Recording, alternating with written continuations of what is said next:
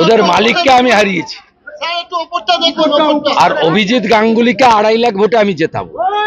ওদের মালিককে আমি হারিয়েছি আর অভিজিৎ গাঙ্গুলিকে 2.5 লাখ ভোটে আমি জেতাবো। সৌমেন মিস্ত্রি মহাশয় একবার জোরে হাততালি সবার জন্য। ভারত মাতা কি।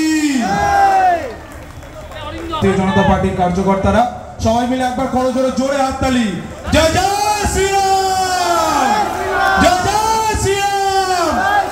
ইস পার, ইস পার, ইস পার, ইস পার, ইস পার, এইবার। সম্মানীয় শুভেন্দু অধিকারী মহাশয় একবার জোরে করতালি। এটা আমাদের সৌভাগ্য। भारत माता की जय श्री राम। प्रथमे बोली अनेक असुविधार मध्य आपनारा रास्ताते सभा करते बाध्य हয়েছেন, कारण छाप्पा मेरे जेता पौरसभा ওটা তো মানুষের ভোটে জেতেনি। তারা এখানে যে মাঠ আছে এই মাঠ ব্যবহার করতে দেয়নি ভারতীয় জনতা পার্টি। আমি শুধু যার বাড়িতে ইডি এসেছিল এখানেই থাকেন শুনলাম, অপর্ণা দিদি, তাদেরকে বলে যাচ্ছি 4 তারিখের পরে বিজয় সমাবেশটা এই মাঠে আমি করব। তৃণমূলকে বলে গেলাম দেখবি আর জ্বলবি লুচির মতো ফুলবি, কিছু করতে পারবি না। সময় হয়ে গেছে, রেজার নাম্বার কাউন্টিং শুরু হয়ে গেছে। সৌমেন মিস্ত্রি মহাশয় একবার জোরে হাততালি সবার জন্য। ভারত মাতা কি। ভারতীয় জনতা পার্টির কার্যকর্তারা সবাই মিলে একবার করজোরে জোরে হাততালি। জয় জয় শ্রীরাম, জয় জয় শ্রীরাম। ইস পার, ইস পার, ইস পার, ইস পার, ইস পার, এইবার। সম্মানীয় শুভেন্দু অধিকারী মহাশয় একবার জোরে করতালি। বলেছে আপনি হিরণের পাল্লায় পরে কাউন্সিলর চলে আসছেন, কি বলবেন? ওর এমনিতেই 2-3 দিন খুব টেনশন ছিল, প্রেসারও বাড়া ছিল।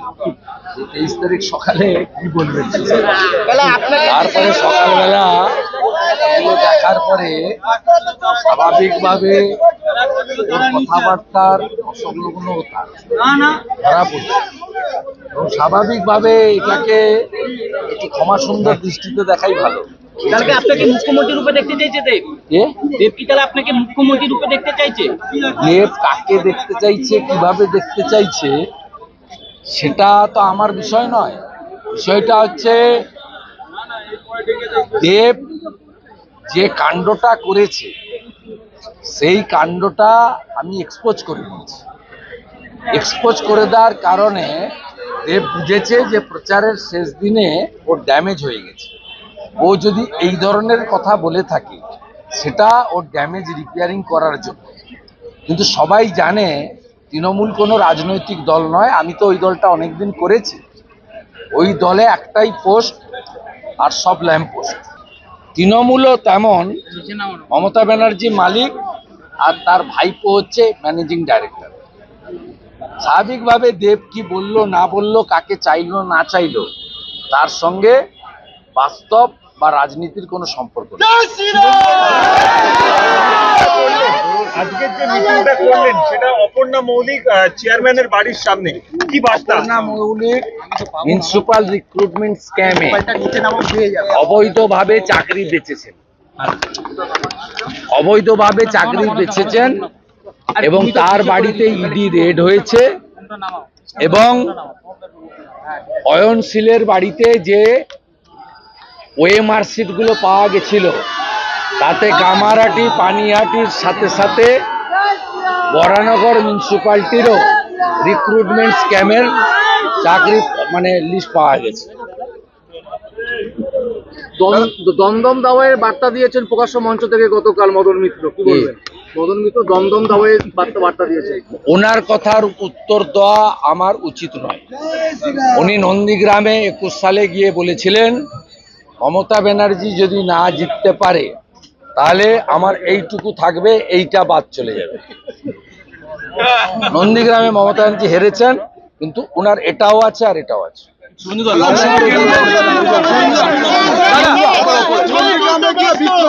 তৃণমূল পার্থ আর রাজীব বন্দ্যোপাধ্যায় গেছিলেন, বিক্ষোভের মুখে পড়েছে নন্দীগ্রামে গিয়ে। বিক্ষোভ টিক্ষোভ কিছু হয়নি, সবে সন্ধ্যা, রাত্রি এখনো বাকি আছে। ওদের মালিককে আমি হারিয়েছি, স্যার একটু ওপরটা দেখবেন, ওপরটা। আর অভিজিৎ গাঙ্গুলিকে 2.5 লাখ ভোটে আমি জেতাবো। স্যার একটু দাদা, শেষ প্রশ্ন। অর্জুন সিং সহ বেশ কয়েকজনকে প্রাণনাশের হুমকি, অর্জুন সিং এর প্রাণনাশের হুমকি দিয়ে 29 তারিখ তাকে প্রাণনাশ করা হবে। সোমনাথ শ্যামরা, সুবোধ অধিকারীরা অনেকদিন ধরেই অর্জুন সিংকে টার্গেটে রেখেছে। সেই কারণে ভারত সরকারের MHA থেকে তাকে জেড ক্যাটাগরির প্রোটেকশন দেওয়া আছে। অর্জুন সিংকে সাবধানে থাকতে, সতর্ক থাকতে আমি অনুরোধ করব। দমদম লোকসভা কেন্দ্রে গতকাল জনসভা করেছে খালি 2টোর সময় ওপারে শুধু মহিলা জমায়েত করবো, চলো। তারপরে বেরিয়েছে বাদুড়িয়া, সন্ধ্যায় হাড়োয়া। শুনুন, গতকাল দুটো সভা করেছে মুখ্যমন্ত্রী, আজকে র্যালি করে কি বলবে? দমদম লোকসভা কেন্দ্রে গতকাল দুটো র্যালি করেছে। গতকাল পুলিশ ছিল, মানুষ ছিল না। আজকে আমরা 2 কিলোমিটারের দূরে সভা করলাম, ওটাতে 4-5 হাজার ছিল, এটাতেও নাই করে 1.5-2 হাজার হয়ে গেছে এত রাত্রে। সব লোকাল লোক, ভোটার্স। মমতা ব্যানার্জির কালকের প্রোগ্রাম ছিল আর্টিফিশিয়াল, বিজেপির প্রোগ্রাম হচ্ছে ন্যাচারাল। দমদম লোকসভা পার্টির চক্র সৌমেন মিস্ত্রি মহাশয়, একবার জোরে হাততালি সবার জন্য। ভারত মাতা কি। ভারতীয় জনতা পার্টির কার্যকর্তারা সবাই মিলে একবার করজোরে জোরে হাততালি। জয় জয় শ্রীরাম, জয় জয় শ্রীরাম। ইস পার, ইস পার, ইস পার, ইস পার, ইস পার, এইবার। সম্মানীয় শুভেন্দু অধিকারী মহাশয়, একবার জোরে করতালি। এটা আমাদের সৌভাগ্য। ভারত মাতা কি জয় শ্রীরাম। প্রথমে বলি, অনেক অসুবিধার মধ্যে আপনারা রাস্তাতে সভা করতে বাধ্য হয়েছেন, কারণ ছাপ্পা মেরে জেতা পৌরসভা, ওটা তো মানুষের ভোটে জেতেনি। তারা এখানে যে মাঠ আছে, এই মাঠ ব্যবহার করতে দেয়নি ভারতীয় জনতা পার্টি।